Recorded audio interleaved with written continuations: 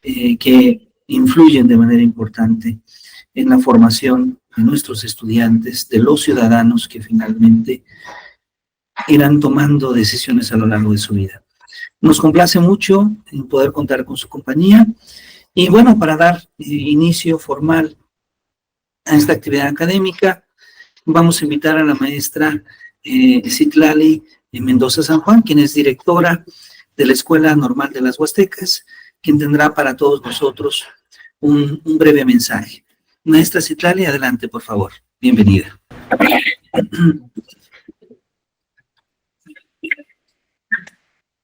Hola a todos, bienvenidos. Pues qué gusto es encontrarnos en una conferencia que está dedicada a la educación y la paz, en nombre de la comunidad normalista, en nombre de nuestras autoridades educativas y en nombre de los alumnos quienes han sido convocados también para poder incluirse en estos procesos.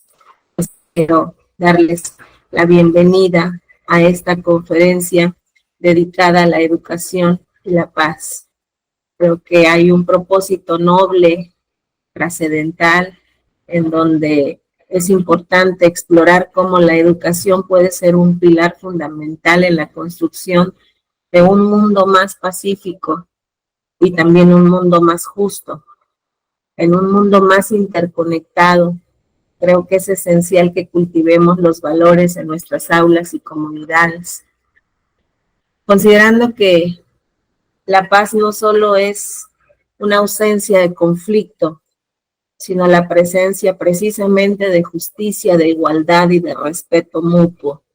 Considero que durante esta conferencia tendremos la oportunidad de escuchar a expertos que trabajan estos temas, compartir sus experiencias y aprender unos de otros. Creo que cada uno de nosotros trae consigo una riqueza y conocimientos, perspectivas que van a enriquecer nuestras discusiones y nos ayudarán a encontrar nuevas formas de promover la paz a través de la educación, sobre todo con nosotros que estamos dedicados a trabajar con futuros docentes. Creo que es importante para nosotros este tipo de espacios que nos permitan encontrar esas formas de promover la paz a través de la educación. Pues quiero agradecerles profundamente su presencia en este espacio de la institución y que sea este un espacio de inspiración, que sea este un espacio donde podamos establecer o encontrar puntos de acción y donde juntos podamos trazar caminos hacia un mundo más armonioso y hacia un mundo más justo y más equitativo. Pues bienvenidos sean todos y que disfruten esta conferencia. Muchas gracias. Muchas gracias, maestra Citlali Mendoza San Juan, quien es directora de la Escuela Normal de las Huastecas. Gracias por este mensaje que desde luego seguramente nos motiva y nos alienta a llevar a cabo las distintas participaciones y conferencias que han sido diseñadas en nuestro programa académico. Pues bueno, vamos a comenzar justamente de manera directa con nuestra primera participación. Y bueno, para mí es un honor presentar esta mañana al doctor Gerardo Andrés Herrera Pérez. Me permito de manera muy breve platicar un poco sobre su persona. El doctor Gerardo Andrés Herrera Pérez es doctor en política, gobernabilidad y política pública. Es doctor también en ecoeducación, ¿sí? Y también ha realizado estudios de doctorado en género y derecho. Ha tenido una vida laboral amplia y sumamente productiva, participando en distintos momentos como jefe del departamento del Mecanismo de Protección a Defensores de Derechos Humanos y Periodistas, de la Secretaría de Gobierno del Estado de Michoacán, como director de la Embajada en México de la Fundación Sol, como director general del Consejo Estatal para Prevenir y Eliminar la Discriminación y la Violencia en Michoacán, como director académico de la Escuela para Hombres contra la Violencia del Ayuntamiento de Pátzcuaro, como coordinador de estudios, divulgación y capacitación de la Comisión Estatal de los Derechos Humanos en el Estado de Michoacán, como director de Participación Ciudadana en la Secretaría de Política Social del Gobierno del Estado de Michoacán. Y bueno, ha impulsado diferentes actividades como cursos, talleres, conferencias, conversatorios, en temas sobre la paz, sobre el género, sobre la masculinidad, sobre los derechos humanos, sobre la igualdad y no discriminación, la justicia social, estudios de masculinidad, violencia, racionalidad ambiental, creación y desarrollo de conciencia en diversas organizaciones de la sociedad civil. También ha participado y participa como catedrático de posgrado en diferentes instituciones educativas, pero muy especialmente quisiera compartir que quien nos acompaña en esta primera conferencia ha sido recipientario de diversas preseas y reconocimientos, como el Mérito Estatal de los Derechos Humanos, que entrega justamente la Comisión Estatal de Derechos Humanos, como la presea Vasco de Quiroga, que otorga el Ayuntamiento de Pátzcuaro, la presea Valores de la Democracia, al Mérito Ciudadano, que otorga Cambio de Michoacán, la presea María Guadalupe Ayala Calderón, la presea al Mérito a la Inclusión, la presea de los Derechos Humanos de la Asociación Ángel del Corazón, ¿sí? Y reconocimientos en diferentes revistas, instituciones académicas y, desde luego, organismos y asociaciones de la sociedad civil. Su biografía ha sido publicada por CONAPRED, por la Secretaría de Gobernación, en la colección de Matices sobre el título de Sobrevivir la discriminación. También en el libro 68 Voces y Retratos Vivos de la Voz de Michoacán. Ha participado como embajador, líder mundial por la paz, de la Organización Internacional Fundación El Sol, una organización adherida a la Organización de las Naciones Unidas y a la Organización de los Estados Americanos. Recientemente ha recibido también el reconocimiento internacional como líder social humanitario y el reconocimiento internacional en la Cumbre Mundial del Conocimiento. Entonces, bueno, realmente nos sentimos sumamente agradecidos de contar esta mañana con la presencia del doctor Gerardo Andrés Herrera Pérez, quien además en su labor de asesoría en el campo de la política social trabaja con la funcionaria Selene Asensio. Entonces, doctor Gerardo, muchas gracias por acompañarnos esta mañana y distinguirnos con su compañía. Dejamos en usted la palabra. Muchas gracias. Bueno, primero saludar a todos los que nos acompañan en esta plataforma, hombres, mujeres, que están construyendo esta realidad de lo posible, dice Edgar Morin, y que nos convoca a ser cada día mejores, dice la maestra Citlali Mendoza en su mensaje sentido y cálido, la importancia que tiene quienes estamos formando, los nuevos docentes que interactuarán y que construyen y construirán seguramente a quienes serán los perfiles que tomen las decisiones para este país y que los queremos, bueno, pues gente sensible, proba, responsable, respetuosa, generosa, amorosa. Pero para eso necesitamos trabajar mucho, y yo creo que esa parte es la reflexión que yo quisiera compartir con ustedes. Gracias, doctor Jesús, por sus amables palabras, más allá de lo que uno pueda haber acumulado en la vida, y cuando uno lee algunos currículum, yo trato de hacerlos muy ejecutivo, porque pues lo único que uno hace es balconearse en la edad, pues yo una gente que tiene muchas cosas es porque ya está bien viejo.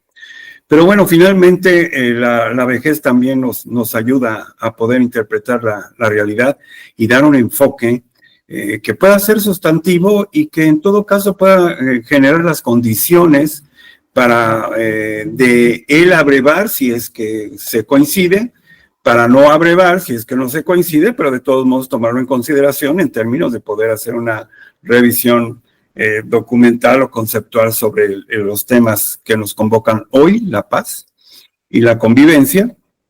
Y desde ahí yo quisiera, en todo caso, poder compartir con ustedes. Durante varios años he estado trabajando yo con temas relacionados con la paz, la cultura de la paz,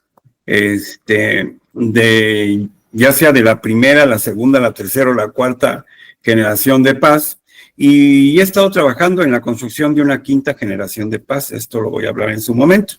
Y siempre me detengo a hacer algún par de comentarios porque finalmente me parece que cada vez de que hablamos de paz, pero no la precisamos, no la tropicalizamos, no le damos ese sentido de dónde la queremos desarrollar y seguimos queriendo utilizar estos conceptos eurocéntricos que están cargados de individualidad, de androcentrismo, de etnocentrismo, de antropocentrismo, pareciera ser que es muy difícil que podamos lograr generar condiciones para hacer estos cambios si es que no precisamos sobre qué paz queremos abundar.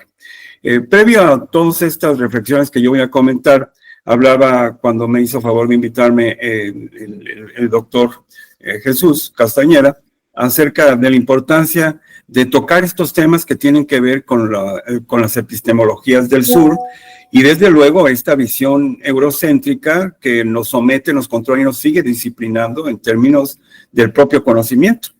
Y desde ahí es que yo quisiera abordar mi reflexión. Pero antes de ello, quisiera dejarles aquí un saludo de la senadora Celeste Asensio.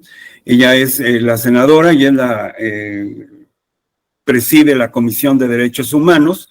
Y bueno, finalmente la paz es un derecho humano. Entonces ella me ha pedido, por favor, Gerardo, déjales un cálido saludo de mi parte. Dile que estamos trabajando en estos proyectos relacionados y vinculados con la paz, que la educación justamente es un pivote para poder hacer cambios y transformaciones fundamentales que nos están convocando en el día a día y que desde luego estamos ahí para poder atender esta parte del artículo 3º constitucional, donde ya he hecho también modificaciones cuando fue diputada federal, toda la parte y el planteamiento del acceso a la currícula académica de los derechos sexuales y reproductivos fue una participación que a ella le tocó encabezar. Está aprobada, hoy forma parte de nuestros contenidos educativos desde la escuela mexicana, y esto es importante decirlo porque entonces hay un compromiso de quienes está aquí y de quien comparte un proyecto sustantivo y político al acompañarla desde la Comisión Legislativa de Derechos Humanos en el Senado de la República. Bueno, pues el saludo ahí está de nuestra senadora, porque es senadora para toda la República Mexicana por la responsabilidad que hoy tienen. Bien, yo quisiera hacer un encuadre de lo que en los próximos minutos voy a comentar con ustedes. Primero quiero hacer un breve antecedente histórico.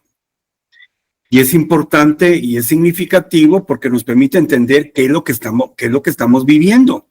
Porque todo el mundo habla acerca de la paz y todo el mundo nos referimos a la importancia que tiene la paz. Y hoy mismo el propio modelo educativo que tenemos nos dice necesitamos generar competencias y habilidades para la vida desde 4 conceptos, desde 4 aristas, desde 4 puntos de vista. Necesitamos construir diálogo, necesitamos que los chavitos o los docentes o las personas con las que estamos trabajando sepan resolver conflictos, pero además necesitamos generar acciones que permitan el control y gestión de las emociones, pero por otro lado necesitamos del pensamiento crítico, emancipador, analítico, reflexivo. Sin estas competencias y estas habilidades para la vida, pareciera ser que sería bastante complejo y complicado querer pedir de buena fe que haya cambios. Los cambios profundos se van a dar aquí, son metacognitivos. están aquí. Mientras no acabemos de hacer y aterrizar estos cambios aquí, es difícil. Entonces, quiero hacer simplemente una reflexión histórica breve. Quiero también compartir con ustedes en otro cuarto de mi reflexión el contexto. Es decir, ¿qué justifica que siga habiendo estas evidencias, estos conatos, estos actos que realmente nos están generando mucho dolor? Hemos visto cómo en algunas cosas, en algunos centros educativos, bueno, los niños pueden entrar con armas, lesionando a otros. Los niños pueden consumir una serie de sustancias tóxicas que les pueden generar muchos problemas. Es decir, el contexto, ¿cómo es el contexto en el cual nos estamos moviendo y por qué esto influye en determinado momento para poder hablar de cuestiones de la paz? Porque finalmente el contexto nos define como egoístas e individualistas. Y este egoísmo y este individualismo frente a lo que plantea las epistemologías del sur nos permiten entender la importancia que hoy tiene el hecho de trabajar desde conceptos de comunalidad, desde conceptos de integralidad, desde conceptos de reconocer los saberes en el otro, las experiencias, los conocimientos, las habilidades, las destrezas, para poder resolver problemas que tenemos ahí y que no necesariamente desde el individualismo y el egoísmo los vamos a poder resolver, justamente porque necesitamos partir de cuestiones en cuestión social. Entonces, bueno, son cosas que voy a comentar con ustedes. El otro gran cuarto que yo quiero compartir con ustedes es la cartografía de la paz. Cada vez de que hablamos de paz, pues sigue siendo un concepto eurocéntrico, aun cuando lo hayamos heredado desde hace muchos años. Hoy sigue siendo un concepto bastante eurocéntrico, y lo es porque, bueno, pues cuando antes de nuestra conquista, pues nosotros no hablábamos de la paloma de la paz, ni hablamos tampoco de la arca de Noé, ni tampoco hablamos del Génesis, y tampoco hablamos absolutamente nada de la Biblia. Sin embargo, hoy todos estos elementos permean. Tenemos la bandera de la paz, tenemos la paloma de la paz, y todos estos símbolos son eurocéntricos. Es decir, la bandera de la paz y los convenios de Roerich firmados en Alemania fueron justamente eurocéntricos. La paloma de la paz, bueno, pues tiene una connotación eurocéntrica. Hagamos el amor y no la guerra, pues también tiene una construcción eurocéntrica. De la lengua de señas, amor y paz, pues también. Es decir, ¿en dónde está el contenido tropicalizado de poder entender el concepto de paz? Aquí, en México, en la escuela, en el servicio público, en los servicios públicos, en el mercado. ¿Cómo entendemos esto? ¿Cómo bajamos esta información a estos espacios? ¿Cómo le decimos a nuestros niños, a nuestras niñas, a nuestros niñes dentro de la aula la importancia que tiene gestionar las emociones? Porque desde ahí podemos generar mejores condiciones para poder resolver conflictos. Si un niño tiene ira, es violento porque tiene ira, porque tiene miedo, porque tiene envidia, porque tiene una situación de mucha zozobra en su cuerpo, en su alma, pues pareciera ser que si no sabemos controlar nuestras emociones, si no sabemos gestionarlas, eso va a ser un detonante para un conflicto inmediato, por lo que sea, porque le hayan tomado una hoja, porque le hayan tomado un nueve, porque le hayan puesto las manos para decirles, espérate, cálmate. Todo es susceptible de que explote. Entonces, necesitamos también tener claro que hay una cartografía de la paz, y que esta cartografía de la paz viene trabajándose prácticamente desde los años 50 del siglo pasado. Johannes Haltu, que es uno de los principales actores, ideólogos teóricos que han hablado acerca de la paz, genera una primera propuesta, que son los primeros estudios, la primera generación de la paz, de los estudios de paz, tratando de identificar cuál es la violencia negativa, la violencia positiva y la violencia neutra. Y entonces, de ahí empieza a construir su modelo, un modelo que tiene que ver con la paz negativa, la paz positiva y la paz neutra. Y luego en la segunda y tercera y cuarta generación viene Francisco Jiménez, un teórico eurocéntrico también. Y empieza a trabajar cuestiones que tienen que ver con la cultura, que tienen que ver con las cuestiones de derechos humanos y la vulnerabilidad, y cuestiones que tienen que ver con el impacto a Gaia, la madre tierra. Pero entonces falta algo.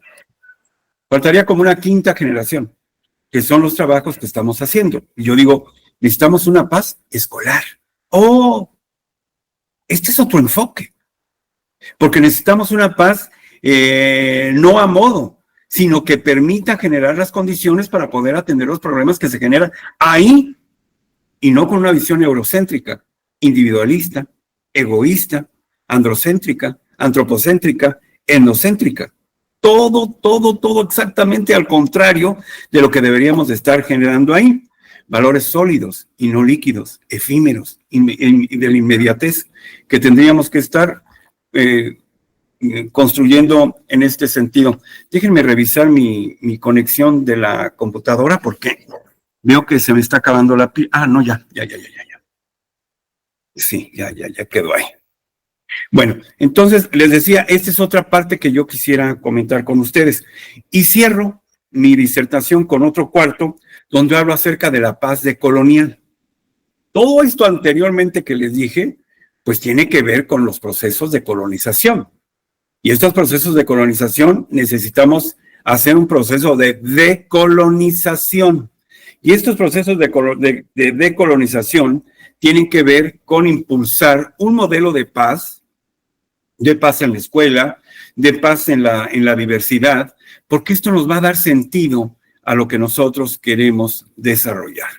Y da sentido, y desde luego dará sentido en términos de lo que estamos nosotros creyendo, después de haber piloteado en muchos espacios y centros escolares, y con docentes y con autoridades, y estando trabajando con comunidades de aprendizaje o comunidades de los consejos escolares que se generan en los centros escolares. Bueno, vamos a plantear una serie de elementos que seguramente les van a ser de utilidad a quienes hoy nos están acompañando en esta plataforma. Entonces, la primera parte. Tenemos 500 años de estar viviendo un proceso de capitalismo. Y ese capitalismo ha sido bárbaro. Y esa visión con la cual hemos crecido y hemos desarrollado nos ha permitido entonces entender que realmente no se nos conquistó, no se nos colonizó. Hubo un genocidio contra indígenas, hubo un genocidio contra personas de color y hubo un genocidio contra mujeres. Es decir, no fue pulcro. Es más, no se nos reconocía como humanos, no teníamos alma. Y el no tener alma nos excluía de ser seres humanos y de tener derechos humanos. Y así se fue construyendo el norte global y el sur global. Y hoy México está en el sur global. Y para todo tenemos que hacer una lucha permanente. Una lucha permanente da sentido entender que cómo vamos a resolver conflictos si lo primero que estamos generando es un conflicto cuando somos excluidos desde el Estado de una serie de derechos que nos competen, pero que no están dados. Entonces, hay muchas cosas por las cuales las mujeres han tenido que trabajar, que impulsar las luchas de las mujeres, claro, la lucha de la diversidad sexual, claro, la lucha por la cuestión del medio ambiente, la lucha por las cuestiones de la paz, por los derechos humanos, es decir, no es algo simple. En Europa, en los países del primer mundo, en los países desarrollados, desde luego, ahí no hay luchas porque son seres humanos que tienen derechos humanos. En América Latina, en África y en Oceanía, tenemos que hacer luchas porque no estamos considerados como seres humanos, sino como subhumanos o no humanos. Y esta fue una categorización que ya viene de hace muchos años y necesitamos entonces salir a empezar a luchar.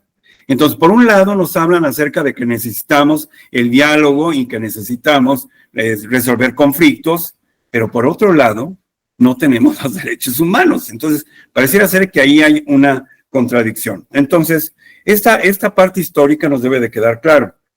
Tenemos una visión neurocéntrica que ha generado un sometimiento, control y disciplinamiento de los cuerpos a través de los genocidios, pero no solamente de eso, sino también de los epistemicidios. Y ustedes pregúntenle a las huastecas potosina, hidalguense, veracruzana, a toda esta zona, la manera en cómo se devastó los saberes que tenían las poblaciones originarias y las poblaciones afromexicanas, que hoy por hoy tuvieron que pasar 500 años para que se pudieran incorporar a un modelo que estamos viviendo y de un reconocimiento de sus derechos en el 2001, luego en el 2011 y hoy en el 2024, que en las reformas recientes del mes pasado, de darles esta autonomía y de darles este significado como sujetos de derecho público a las comunidades originarias, pero también a las poblaciones afromexicanas. Entonces, es muy interesante. Lo que nos dejó esta historia fueron genocidios, epistemicidios, todo un planteamiento que tiene que ver con el androcentrismo, el poder que somete control y disciplina, pero también de ver al hombre occidental y a su cultura de ese hombre occidental a través de estos conceptos del antropocentrismo y el etnocentrismo. El hombre al centro, pero es el hombre occidental. Cuando deberíamos de estar trabajando desde estas culturas para la paz con una cuestión que tiene que ver con la vida.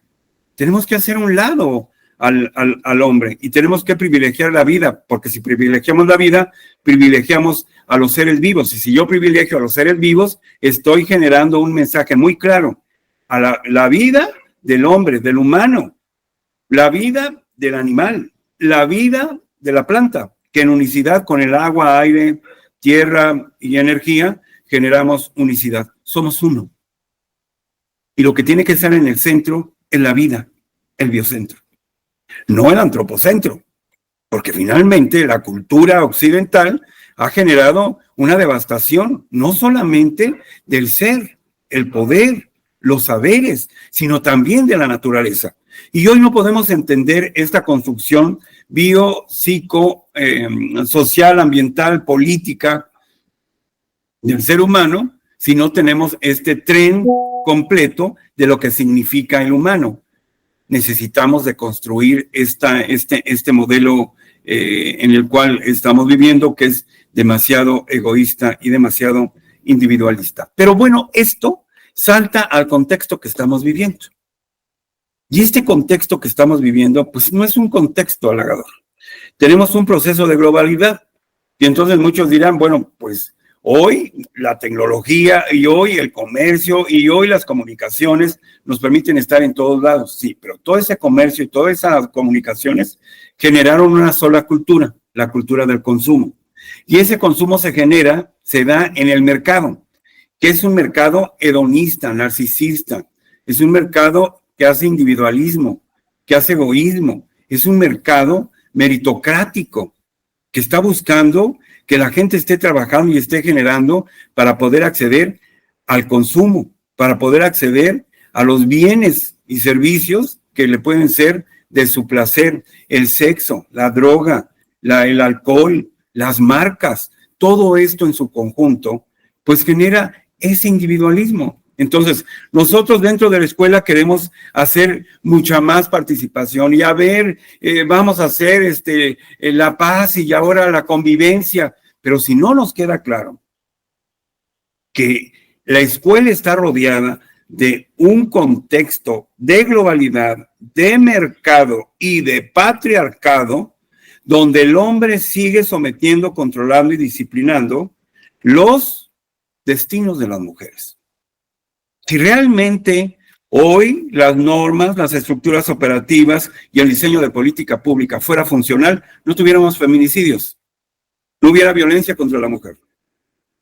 No tendríamos esos problemas que se dan en los centros escolares con todo el conjunto de ideologías laboralistas en donde están los sindicatos y que cada sindicato de maestros está generando también una situación de mucho encono, los rojos contra los azules, contra los verdes, contra los amarillos, contra los morados. Entonces, entendamos, no es una cuestión solamente de pensar en la paz per se.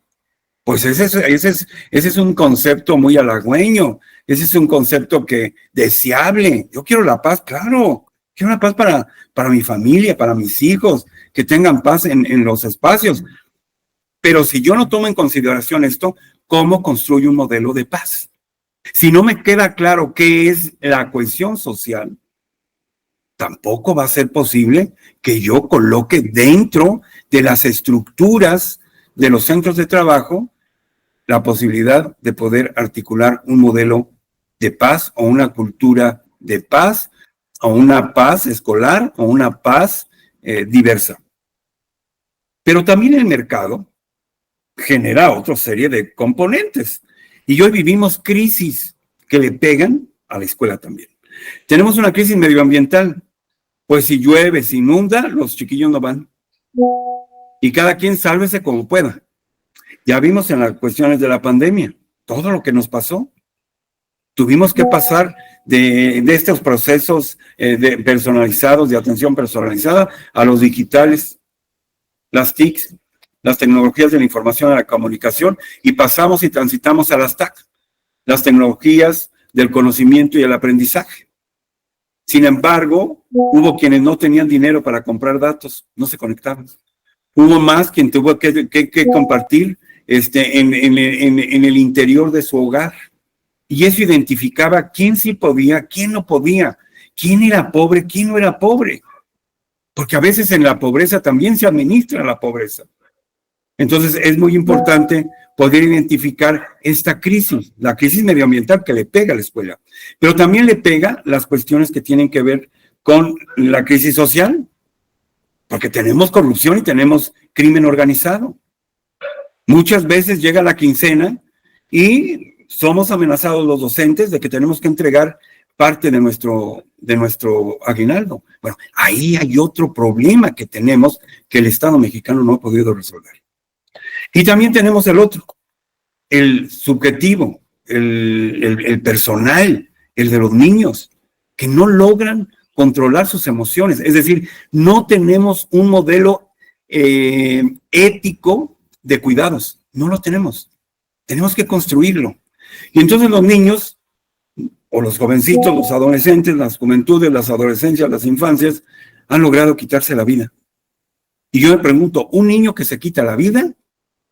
No sabemos si ese niño pudo haber sido presidente municipal, regidor, síndico, buen padre de familia, buen mecánico, buen docente. No lo sabemos, se quitó la vida.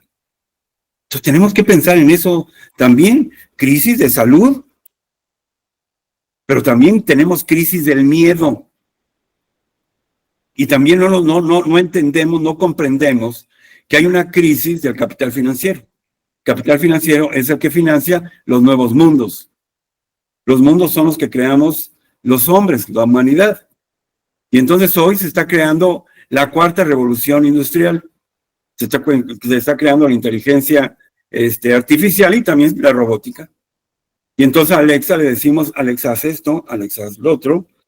Y si no tenemos los elementos y no tenemos una cultura del manejo digital, entonces se nos va de las manos, porque el manejo digital también tiene acceso a cuestiones de contenidos rojos que no necesitan ver nuestros hijos. Pero hoy nuestros hijos están más pendientes de conectarse y esperar un like que de mantener y generar una intercomunicación con la otredad. Ahí tenemos graves problemas. Pero también tenemos mecanismos de opresión. Dentro de las escuelas y en general, tenemos mecanismos de opresión. Invisibilizamos lo que no está, no existe, y lo que no existe no tiene derechos. Los niños trans. Pero también prejuiciamos y estigmatizamos la pobreza, la precariedad, la diversidad. Pero también excluimos. La niña no juega fútbol. Los niños no hacen ballet. como si nos tocara a nosotros definir y ser los guaruras de los géneros masculino femenino, para poder identificar y decir, es por aquí sí, por aquí no. ¿Quién somos nosotros? Pero también hay otro problema ahí de fondo que me parece que tenemos que, la discriminación, la violencia, pero también el discurso de odio. Así, ay, a ver, déjeme ver porque algo está pasando. No conecté bien mi computadora. Espérenme un segundo.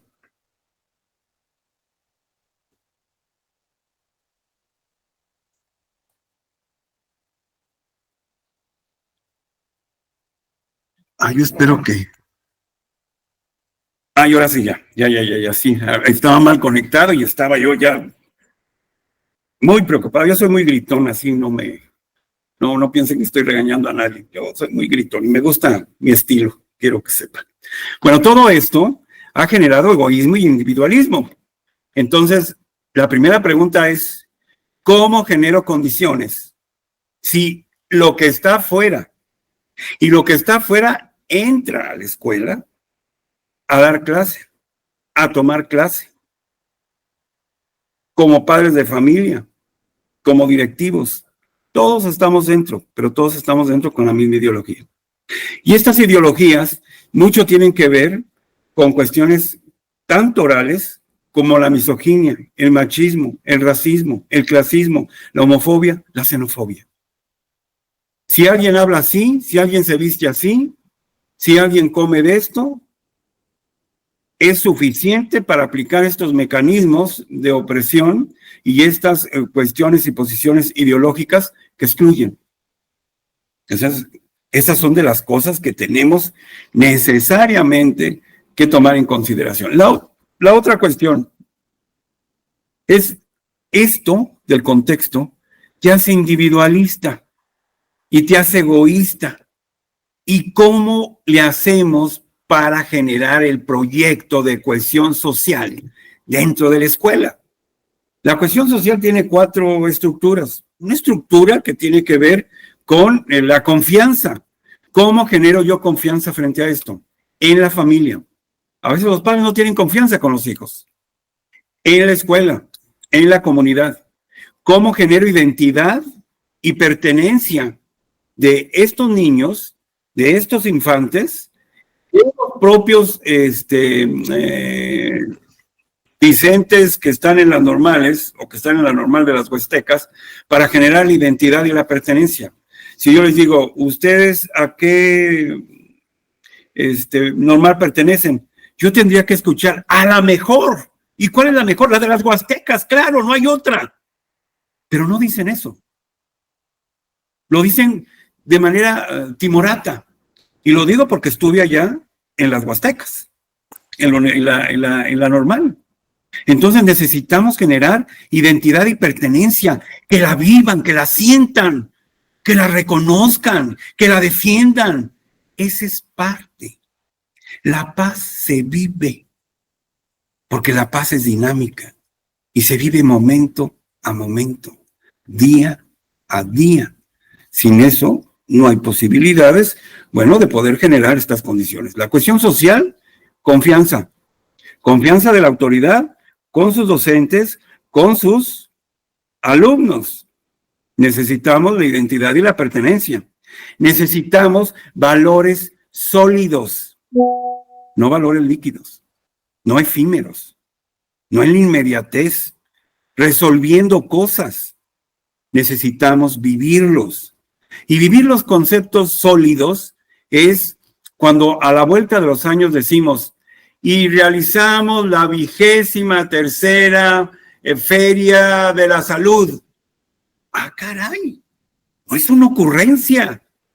Es un proceso que tiene 23 años y que cada año ofrece nuevas alternativas, nuevas posibilidades. Dejó y transitó del binarismo a la diversidad, de solamente dirigirse al hombre y a la mujer, a dirigirse a una diversidad social, cultural, étnica, lingüística,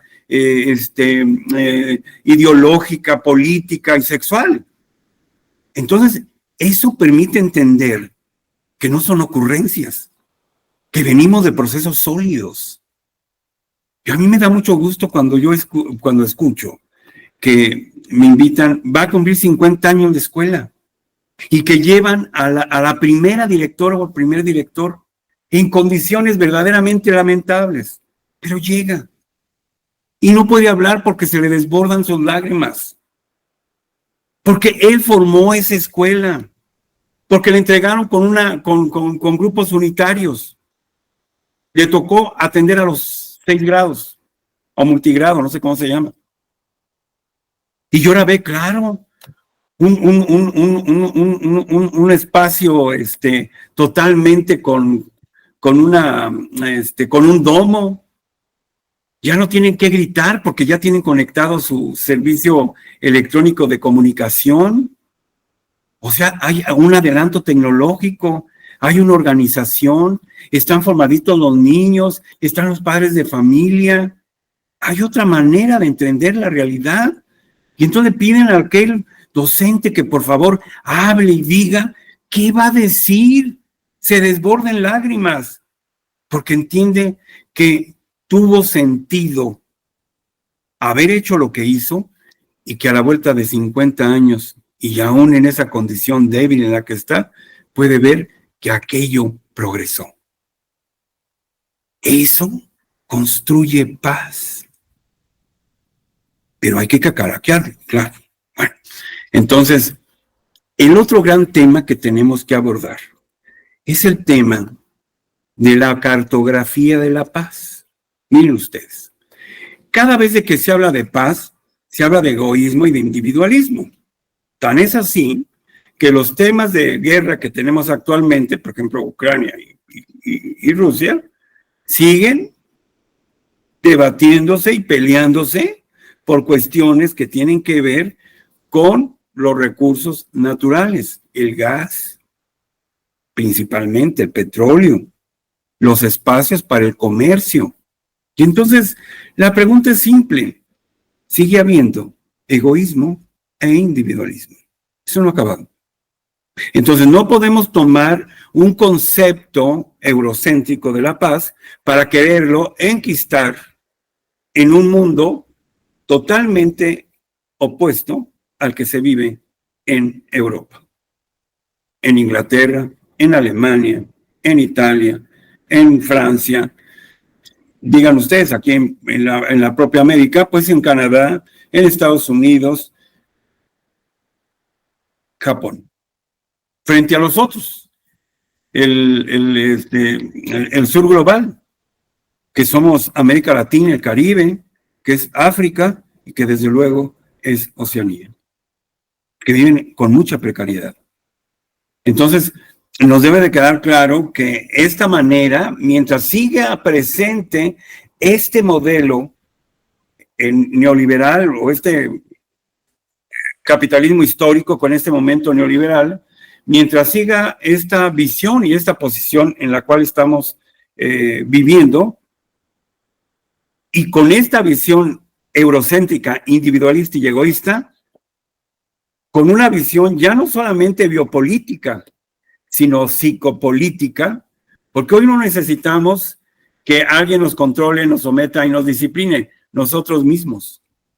Frente a este modelo de libertad que tenemos, que vivimos, nosotros mismos, para ejercer el modelo de meritocracia, necesitamos nosotros mismos trabajar, y a la vuelta del tiempo, yo veo que los hijos se formaron solos, se formaron al lado de los abuelos, pero no se formaron al lado de nosotros, porque trabajamos, porque queríamos ser directores, supervisores, jefes de sector, secretarios de educación, pero yo me pregunto, lo más importante es nuestra familia, son nuestros hijos, verlos crecer, disfrutarlos. La meritocracia, al igual que la resiliencia, nos convoca desde el modelo neoliberal a decir, en términos de la meritocracia, trabaja, algún día. Ese día nunca llegó. se jubilaron, pero no llegó ese ascenso porque ni siquiera el UCICAM tenía para dónde ubicarlos. Pero también la resiliencia, que es un valor que se promueve. La resiliencia es un modelo que tiene que ver desde el propio neoliberalismo para decirte, no importa lo que pase, tú trabaja. Y eso yo digo, no está mal. Pues trabajen, está bien. Pero uno no puede trabajar en las condiciones que en ocasiones estamos trabajando. Recientemente un maestro de Briseñas, que colinda con Jalisco, me habló angustiada. Yo hasta hace poco fui el titular del Mecanismo de Protección a Defensores de Derechos Humanos y Periodistas. Así mi relación con la Fiscalía y con Seguridad Pública son estrechas. Y me hablan para preguntarme, fíjate Gerardo, que hoy le dije a una niña que se sentara bien y que guardara silencio, porque lo que estaba hablando era importante para su formación. Digo, bueno, pues ojalá si hubieras dicho así, no sé cómo se lo hayas dicho, ¿por qué reaccionó la niña así? No, yo así, aquí me quedo, no me voy a sentar. Bueno, siéntate, y tú perdiste 2 o 3 minutos en una sola persona. Y seguramente el resto, o muchos del resto, te estaban siguiendo. Pero tú así lo hiciste. Dice, cuando salí, y ya me iba, porque al igual salí hasta la última hora, ella me alcanzó y me dice, lo que hizo no me gustó, pero no se preocupe, no va a volver a pasar, porque usted mañana va a aparecer en la esquina de su casa en una bolsa negra. Una niña de secundaria, ni 15 años, con una capacidad discursiva y con tamaños donde no hay miedo. Era contundente. Usted mañana amanece en una bolsa negra. Individualismo, egoísmo, porque ella estaba en primero. Ella no pensó en los demás, ella pensó en sí misma. La habían evidenciado y eso genera mucha opresión. Y ella actuó. Entonces me habla y me dice, ¿qué hago? Háblale al director, háblale a la directora, lo que tengas, y dile lo que está sucediendo. Y toman un acuerdo. Y de luego de ese acuerdo vas a la fiscalía y presentas una denuncia, porque tú no estás jugando, ni tampoco ella lo hizo para espantarte, porque ahí actúan 2 cárteles y no sabemos en cuál está. Así es que mejor te proteges. Bien, entonces, este concepto de paz eurocéntrico necesita verse a la luz pues, de una cartografía para poder indagar sobre qué es lo que necesitamos hacer o por dónde tenemos que caminar. Pero como quienes lo hicieron también son teóricos eurocéntricos, pues no han generado condiciones para poder hablar de otras cuestiones. Primero voy a plantear ahorita las 4 generaciones de la paz. Voy a hacer un planteamiento de una 5ª generación de la paz, que es la que estoy trabajando, y esto me va a permitir centrar por dónde tenemos que trabajar entonces en las escuelas. Entonces tenemos Johannes Galton, les decía, el teórico más longevo que ha escrito sobre la paz, prácticamente después del 48. Recordemos que la paz está planteada para que no haya conflicto. Pero hoy se ha querido remasterizar. No es solo ausencia de conflicto, es la capacidad de resolver problemas. Sí, pero esos problemas tienen que estar ajustados a cuestiones que tienen que ver con 5 principios. respeto a los derechos humanos, perspectiva de género, interculturalidad, igualdad y no discriminación, cultura de la paz, sostenibilidad. ¿Cómo resuelvo esos conflictos? Entonces, en la escuela yo necesito generar competencias y habilidades para la vida. Necesito que construyan diálogo. ¿Cómo se construye diálogo? ¿Cómo se construyen los elementos para poder generar condiciones que nos permitan entender la importancia que tienen la equidad, que además es parte del sustento de la nueva escuela mexicana, los derechos humanos, la equidad, la igualdad, el respeto a la dignidad humana? ¿Cómo hacemos para resolver conflictos? ¿Y cómo hacemos, en todo caso, para gestionar emociones y tener un pensamiento crítico? Necesitamos trabajar en estas 4 cuestiones. Bien, entonces sale Johannes Harton, dice, necesitamos 3 pases, no la genérica, sino que aterrice sobre cuestiones particulares. Dice, necesitamos una paz negativa, es decir, que no haya ni guerra ni violencia. Y hoy lo que vemos en todos lados es violencia de diferentes maneras, con diferentes epistemologías. Sin embargo, nos damos a la tarea de entender que aún la guerra está presente. Ahí está. No se ha acabado. La paz positiva, es decir, que haya cooperación y colaboración entre los que estamos aquí presentes. La paz neutra, es decir, no va a acabar ni la violencia ni la guerra. Necesitamos neutralizar. Fíjense qué bonito. Necesito neutralizar mi aula, vacunarla para que dentro haya convivencia, haya participación, haya fraternidad. ¿Me prestas un color? ¿Puedo tomar una hoja de tu cuaderno? ¿Me das tantita de tu torta? No he desayunado, ayúdame. Generar actos prosociales o de prosociabilidad es sumamente importante. A esta primera generación le vinieron otras 3 generaciones de Francisco Jiménez, que es también un teórico que trabaja en Europa. Y él dice, necesitamos otras paces. Y ya hace una segunda generación, dice, necesitamos de una paz individual, de una paz interna. Es decir, esa paz interna que me dé tranquilidad frente a las preocupaciones que estamos viviendo. Pero, ¿para qué me sirve la paz interna? Para una paz social. Porque si yo estoy bien emocionalmente, voy a estar bien con el otro, la otredad. Necesitan ustedes leer Emmanuel Levinas, La Totalidad, el libro de la totalidad. La paz social va a permitir entonces lo que dice Enrique Dussel sobre las cuestiones de transmodernidad. Va a permitir un mejor equilibrio de cómo concebir a la naturaleza, a la paz Gaia. La naturaleza no es nuestra, como se nos dijo hace 500 años. Nosotros somos naturaleza. Y desde esa posición requerimos forzosamente entender la importancia que tiene todo esto. Necesitamos también de una paz multicultural. ¿Qué es una paz multicultural? Es la suma de todas las culturas. Ah, vaya, entonces no tenemos una sola cultura. No, claro que no. Es la suma de todas las culturas.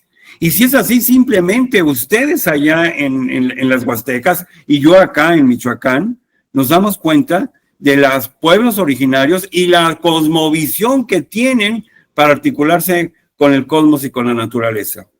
La espiritualidad, el ejercicio del respeto con respecto al otro, pero también una paz intercultural, ecuménica, sin un Dios central, donde todos nos podamos llevar bien, y una paz transcultural, que es lo que tenemos que transitar de estos modelos de egoísmo y de individualidad a modelos que nos permitan trabajar con la comunalidad, con los valores sólidos, con los valores de convivencia, de fraternidad, como dice el Papa Francisco, que no esté equivocado cuando saca su encíclica relacionada con Fratelli Tutti. Todos somos fraternos, todos somos hermanos. Y de repente llego a una escuela y me pregunta, oye, la gente no participa, pues Gerardo, ¿qué vamos a hacer? Yo les digo, la gente no participa porque no se ve como hermano. ¿Yo por qué tendría que ayudar a este, que es un flojo? ¿Por qué tenía que ayudar a ella, que se dedica al trabajo sexual? ¿Por qué tendría que ayudar al otro, que se la pasa con la botella en la calle? Porque no hemos entendido que formamos parte de una colectividad y que no son ellos, es un sistema. Pero atacamos a uno, pero dejamos de atender lo que está alrededor, que es un sistema económico. ¿Quién fuma marihuana? ¿Quién fuma sustancias tóxicas? ¿Quién las puso ahí? Pues las puso un sistema. Entonces, ¿por qué le tengo que echar yo la culpa a la mamá, al papá, a los vecinos? Pues ellos también forman parte de esta situación. Pero nadie habla de los que son verdaderamente los culpables. Bien, entonces necesitamos esta paz transcultural con valores sólidos. Pero también este Francisco Jiménez dice, necesitamos una paz vulnerable. Ah, vaya. Necesitamos atender a grupos en condición de vulnerabilidad. Las infancias, las adolescencias, las juventudes, los pueblos originarios, las personas que viven una diversidad sexual, las personas que tienen un consumo de sustancias tóxicas. Ahí está focalizado.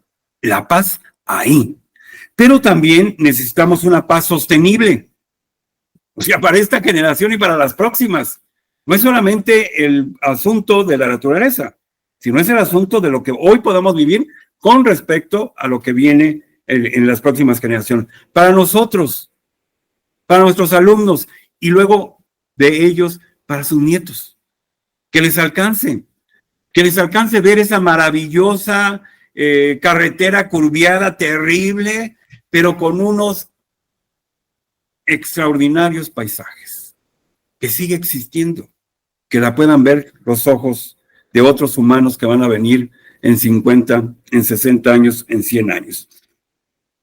Y esa paz resiliente, pero esa paz resiliente con un nuevo enfoque. Sí, seguir trabajando, pero con mantenernos más cercanos a nuestras necesidades. Y yo propongo otras paces que son importantes. Propongo una paz dialógica. Necesitamos ayudar a construir el diálogo. Un diálogo horizontal, en complementariedad, en ecología de saberes, un diálogo que me permita a mí, en todo caso, hacer alteridad, reconocer tu existencia, estás aquí, te escucho, escúchame. La tolerancia, el respeto, porque sé que eres diferente, pero acepto que tú y yo tenemos los mismos derechos. Y eso permite entonces entender la resignificación de los contenidos sobre los cuales tenemos que avanzar. Necesitamos también una paz espiritual, es decir, cada uno de nosotros necesita controlar su autoconocimiento, sus emociones, su autoestima y desde ahí tomar decisiones, respetar al otro. Necesitamos la paz escolar y yo digo, cada vez de que yo hablo de la paz escolar y yo comento, hay 10 cosas que nos deben de quedar claras en la paz escolar. Necesitamos reconocer la otredad, hay que reconocerlo, hay que hacer alteridad. Necesitamos construir diálogo, necesitamos de una intersubjetivación, de una comunicación, y la comunicación tiene que estar generada a través de estos procesos metacognitivos, pero necesitamos aprender a guardar silencio. 2 personas gritando, 2 personas conversando al mismo tiempo, no se pueden poner de acuerdo. En la comunicación, alguien calla y otro habla. Y debe de haber los turnos para podernos escuchar todos. Necesitamos saber negociar, conversar, proponer. Necesitamos generar planteamientos sólidos. No es solamente narrativas que luego quedan en narrativas de odio. Necesitamos argumentar. Los docentes hoy estamos convidados a decirle a nuestros alumnos cómo argumentar. Sin argumento no hay posibilidades, porque un argumento es metacognitivo y un discurso, una narrativa mal orientada, es más bien emotiva. basada en cuestiones eminentemente de ira, del momento. Tú me quitaste la torta, tú me quitaste, me pusiste el pie, tú me pegaste, tú me jalaste los cabellos. ¿Qué argumentos frente a esto? Cuando alguien viene y te dice, maestro, dígale algo, me enseñó la lengua, ni siquiera dicen eso, me sacó la lengua. ¿Y cómo le hizo para meter tus dedos en tu boca? No, ella me la enseñó. Ah, te la enseñó, o sea, no te la sacó, no, me la enseñó, por Dios. Y esto escala, porque hay una violencia, desde la epistemología de la violencia, hay una violencia que escala, hasta que terminan niños en el hospital. Entonces necesitamos de este saber razonar, generar acciones. La empatía, la convivencia, que se vaya trasladando a una cuestión que tiene que ver con la fraternidad. Y cuando ya nos vemos como hermanos, a mí no me pesa ayudarle al otro. Pero si yo no lo veo como hermano, lo primero es critico, cuestiono. ¿Por qué? No, yo no. Pero si yo ya lo veo como hermano y entiendo con un pensamiento crítico, reflexivo, que no es él, que es un conjunto de elementos lo que lo mantiene así, pues entonces me pongo a pintar la banca también de su niño. Me pongo a pintar el salón. Voy a vender en la kermés con esos tamales tan buenos del Zacahuil. Necesitamos también enseñar en nuestras mallas curriculares la mediación. Necesitamos hacerlo. Y necesitamos sobre todo el trabajo en equipo, pero no solamente en la suma de voluntades, sino un trabajo en equipo colaborativo. Necesitamos colaborar. Fundamentalmente colaborar. Entonces, cada vez de que yo hablo acerca de la paz escolar, me preguntan, bueno, si hacemos esto, ¿tiene algún impacto? Sí, claro. Mejora el rendimiento escolar de los chiquillos, reduce el acoso, previene la violencia, mejora la convivencia escolar y ayuda a la tolerancia. Es decir, al reconocimiento de las diferencias y a la aceptación de que unos y otros tenemos los mismos derechos. Yo, finalmente, para poder tener un espacio de preguntas y respuestas, concluiría en esta visión.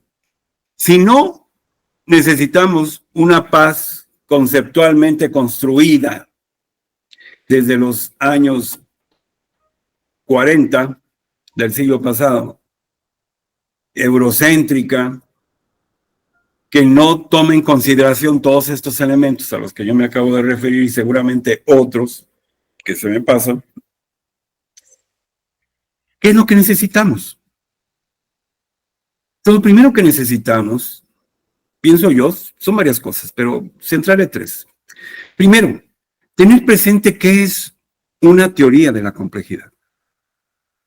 Saber que no podemos resolver un problema simplemente por la vía de la violencia, sino que hay otros elementos que están jugando dentro de esta presión y que desde esta presión podemos construir, es decir, necesita ser una visión transdisciplinaria que sume los saberes de la población. Son fundamentales. Necesitamos verlo desde el punto de vista holístico. Entonces, cuando me preguntan, ¿y en la escuela? En la escuela lo tenemos que ver desde la teoría de los sistemas, desde una estructura, la superestructura y la infraestructura. Desde eso tenemos que trabajar, porque la gente trabaja en la estructura y yo ya tenemos los documentos sustantivos actualizados, pero no trabaja en la superestructura, en las ideologías de los padres, y menos trabaja en la infraestructura, que no depende de ellos. Entonces, necesitamos trabajar en las tres al unísono. Bien, entonces, necesitamos, pues, como primer parte, esta visión, tener una visión de complejidad que nos permita trabajar desde el holismo es decir, desde la integralidad de la problemática, abrazando cuestiones vinculadas y relacionadas con un asunto que tiene que ver que son sistémicos, es decir, están todos intercalados, todos dependen del otro y son interdependientes. Cada uno vale por sí mismo una importancia relevante, pero está concatenado el otro. Entonces tenemos que verlo esta parte así. Si la vemos así, entonces vamos a generar las condiciones que nos permitan entender que la paz tiene que ser focada. La paz tiene que verse desde las necesidades y expectativas que tenemos dentro. Si no la tropicalizamos, si no la enfatizamos en el espacio donde la queremos regular, con conceptos como los que nos venden, es harto difícil. Yo no digo que no se pueda. Lo que pasa es que está la evidencia. Sigue habiendo violencia. Sigue habiendo guerra. Entonces, ¿cómo le damos por otro lado? Por otro lado, tendría que ser con las epistemologías del sur, dicho de otra manera. Necesitamos aterrizarla a territorios y con actores fundamentales. Cada escuela debe de tener un líder, pero ejerce un liderazgo horizontal, no vertical. Y necesitamos a ese liderazgo horizontal sumar a los docentes, a los padres de familia, el propio diseño de política pública y desde luego cualquier otro ente que incluya o influya en esto. Necesitamos construir diálogos participativos,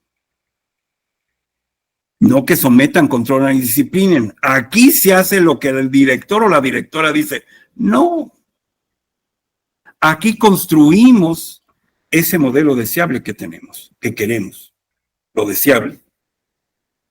Y la última, entiendo yo, que incluso entre una comunidad y otra comunidad puede haber modelos o estados del arte diferentes, maneras de percibir las relaciones de equilibrio, de igualdad, de libertad, de justicia social, y sobre todo de igualdad en términos frente a la ley, ante las oportunidades, con voz, valor y poder de cada uno de los sujetos, sin hacer este revanchismo entre ser hombre o ser mujer.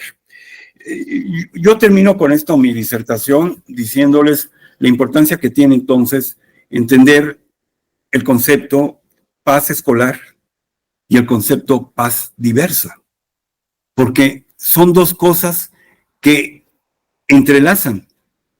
Si yo hablo de una paz diversa, hablo de reconocer una diversidad no binaria, sino una diversidad social, cultural, étnica, lingüística, sexual, dogmática, política, de muchas cuestiones. Y entonces es importante transitar por ello. Pero sigo entendiendo que para poder crear competencias y habilidades para la vida, los docentes tienen que saber gestionar sus emociones, tener pensamiento crítico emancipatorio, generar diálogo y saber resolver conflictos. Necesitamos entonces hacer a un lado las ideologías machistas, misóginas, racistas, homófobas, xenófobas, androcéntricas, antropocéntricas, etnocéntricas. Muchas gracias.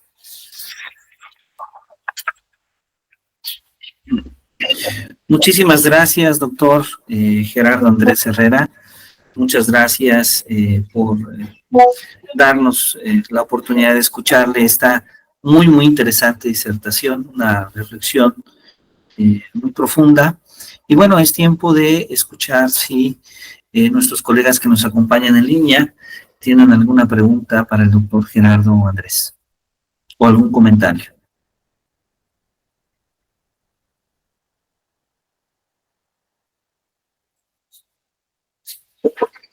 ¿Alguien tiene alguna pregunta, algún comentario?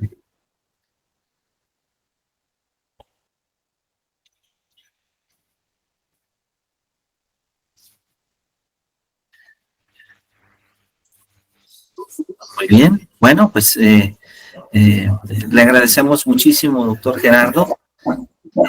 Creo que ha sido sumamente interesante lo que nos ha platicado. Creo que ha logrado tocar no solamente aquellos aspectos conceptuales, aquellos aspectos teóricos, sino también, desde luego, hablarnos desde esa experiencia que usted en la función pública, que usted como activista ha vivido y experimentado. Y bueno, esperamos que también a través de la grabación de esta videoconferencia, pues más personas puedan interesarse en estas temáticas, más personas puedan reflexionar sobre la educación y desde luego la cultura de la paz. Le agradecemos muchísimo, ha sido un gran placer que esté con nosotros. Muchas gracias, muchas gracias. Estamos a la orden. Muchas gracias, le agradecemos mucho. Y bueno, si ustedes nos permiten, vamos a continuar justamente nuestro programa. En esta ocasión contamos con una